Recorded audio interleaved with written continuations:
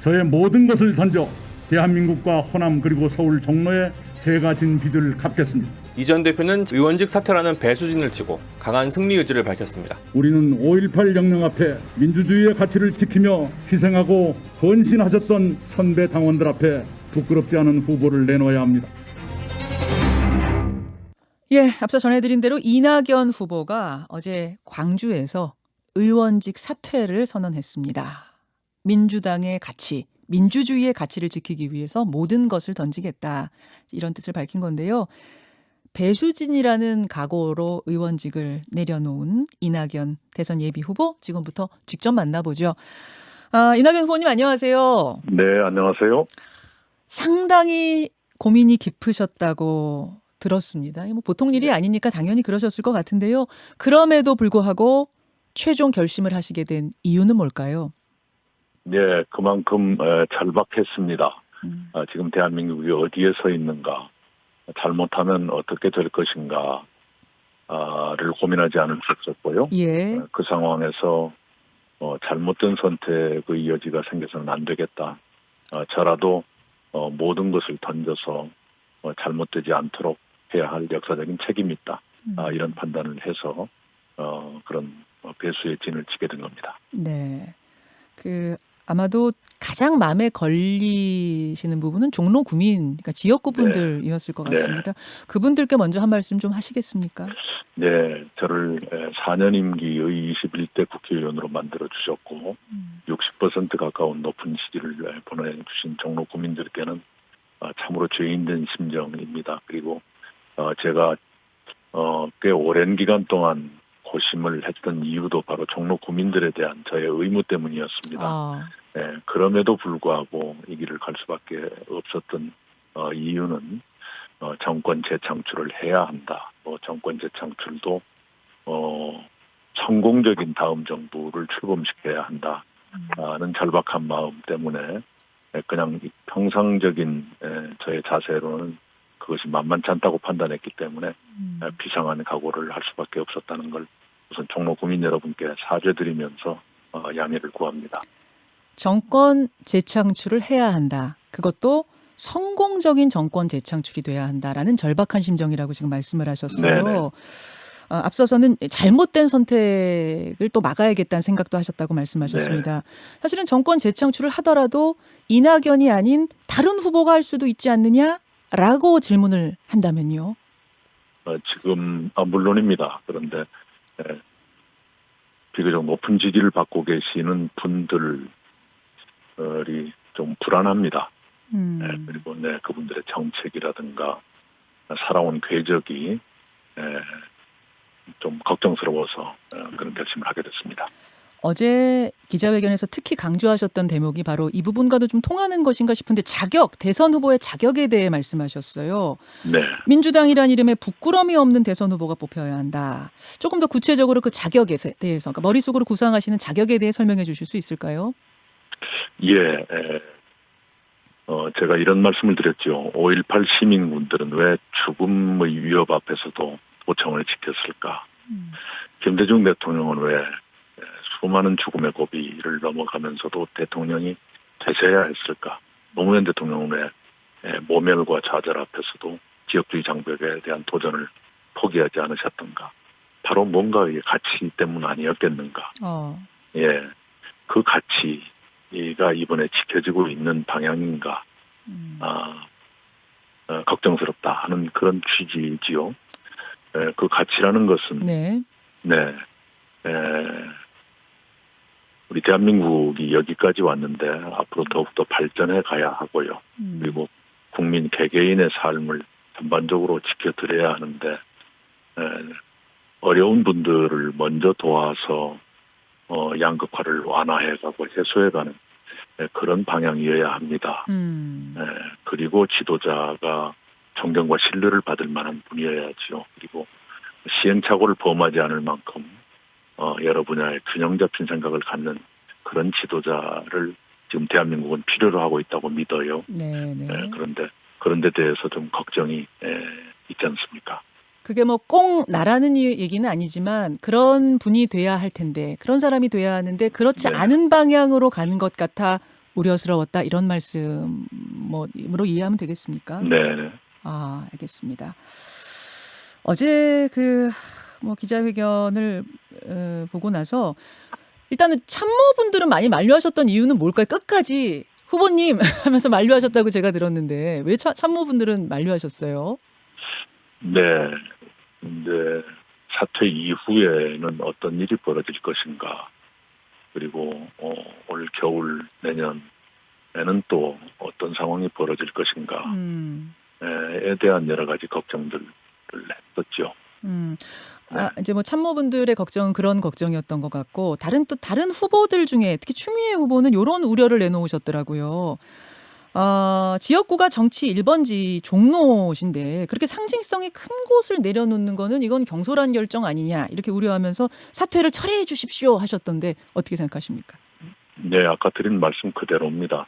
음. 동료가 지독한 고민을 했을 것 아니겠습니까? 그러면 그에 대한 이해나 연민이 선행되는 것이 좋겠다. 그 생각을 합니다.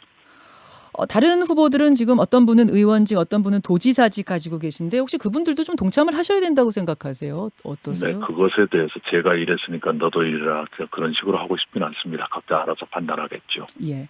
그런데 예전에 그 문제가 나왔을 때 그러면 네가 의원직 사퇴하라고 말했던 분들이 계시잖아요. 그분들이 지금 다른 얘기를 하고 있죠. 그건 이상하지요. 그런 말씀.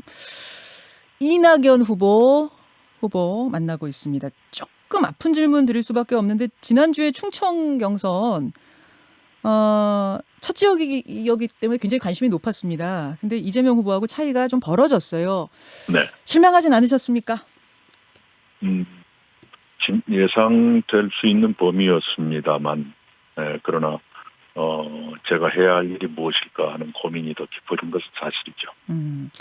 한 며칠 동안 일정 다 외부 일정을 안 하시고 고민을 하셨다고 제가 들었어요. 그리고 나서 내놓은 메시지는 네거티브 선거로 오해받을 만한 일은 저도 캠프도 하지 않을 것이다.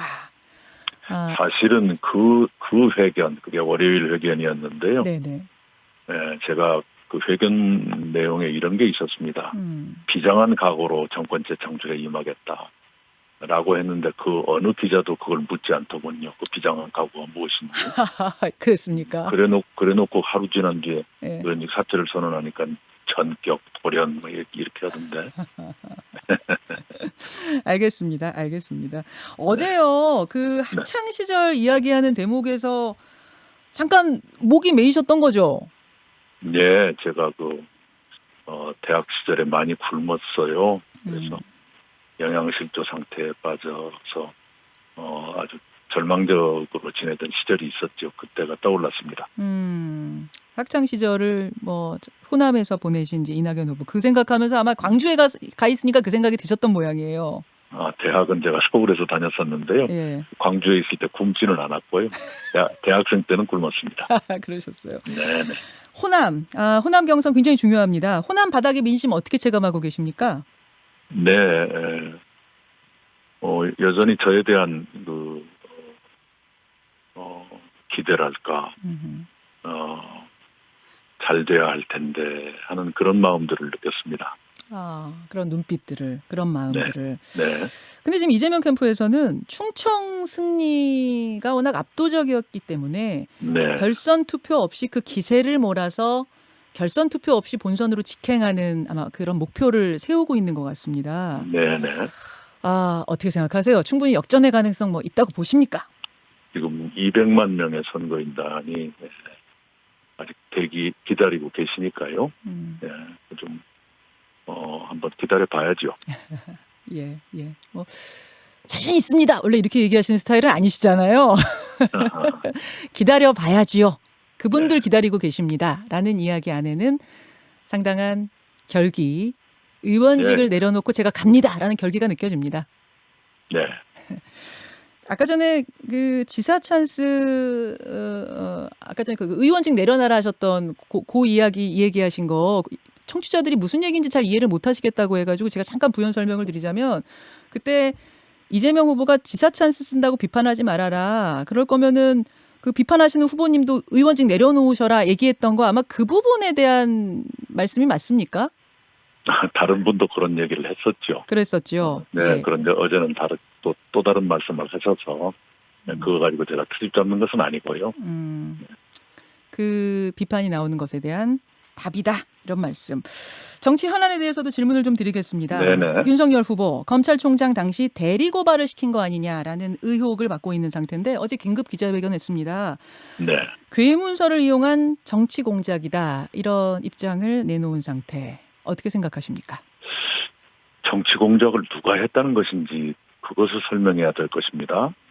국민의힘 국회의원이 전달을 한 것 같지요. 그걸 본인이 부인하지 않고 있는데요.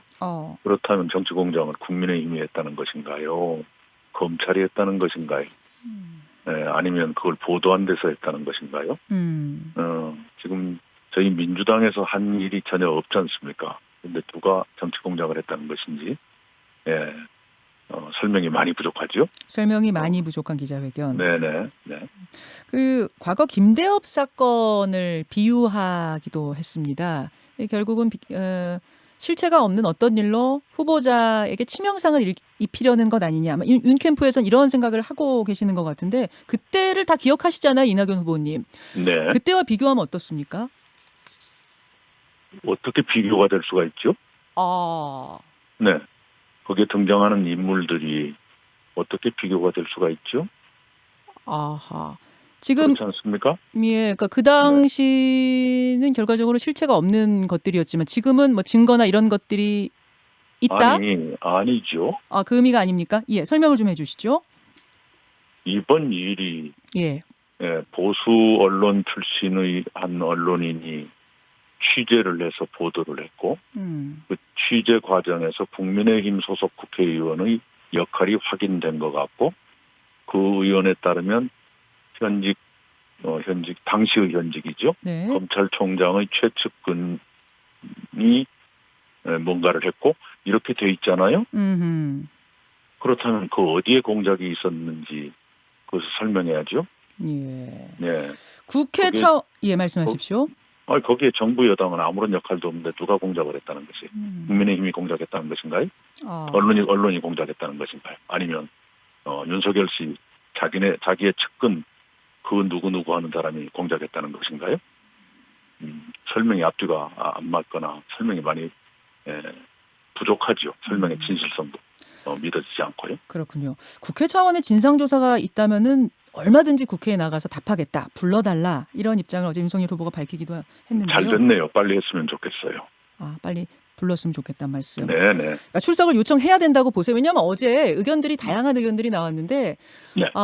국회에 출석할 생각하지 말고 공수처 소환에 잘 응하십시오. 뭐 이런 여당 의원 반응도 나왔고 국회로 부르는 것에 대해 조금 마뜩지 않아 하는 분들도 계시는 것 같더라고요. 이 후보님께서는 부르는 게 마땅하다고 보십니까? 아니 부르는 게 마땅하다가 아니라 그분이 부르면 가겠다고 했으니 예. 부를지 말지는 국회가 결정을 해야지요. 그리고 지금 법무부와 검찰이 감찰을 하고 있지 않습니까? 예. 네네. 그 의혹의 대상자가 내가 어떻게 하겠다라고 말하는 건 앞뒤가 안 맞는 것이죠. 그런 의미시군요. 네네네. 자, 마지막으로 경선 투표에 참여하고 계신 민주당 당원들 또 국민들께 끝으로 한 말씀 하시죠. 네, 이번 선거가 얼마나 중요한지 다들 아실 겁니다. 우리가 수십 년 동안 지켜왔던 가치, 특히 민주당이 중요시했던 가치들 이번에 어떻게 구현할 것인가. 그래서들 한 분 한 분이 모두 진지하게 생각하고 계시리라 믿습니다. 그런 가치에 걸맞는 부끄럽지 않는 후보를 꼭 내주시기 바랍니다. 그래야 내년 대선에 이길 수 있고 이겨야 역사의 바람직한 발전을 우리가 가져갈 수 있다. 이렇게 생각합니다. 부끄럽지 않은 후보, 아까 전에는 그 존경, 신뢰 이런 것도 굉장히 중요한 부분이라고 말씀하셨어요. 근데 지금 말씀하시면서는 부끄럽지 않은 후보를 뽑아야 본선 승리도 가능하다. 이렇게 생각하시는 걸까요? 네. 알겠습니다. 여기까지 오늘 말씀 듣도록 하죠. 이낙연 후보님 고맙습니다. 감사합니다. 더불어민주당 이낙연 대선 경선 후보였습니다. 김현정의 뉴스쇼는 청취자 여러분의 참여로 이루어집니다. 트위터, 페이스북, 레인보우 게시판, 그리고 단문 50원, 장문 100원의 유료 문자 샵 1212, 우물정 1212 통해 참여하실 수 있습니다. 김현정의 뉴스쇼, 여러분과 함께 만듭니다.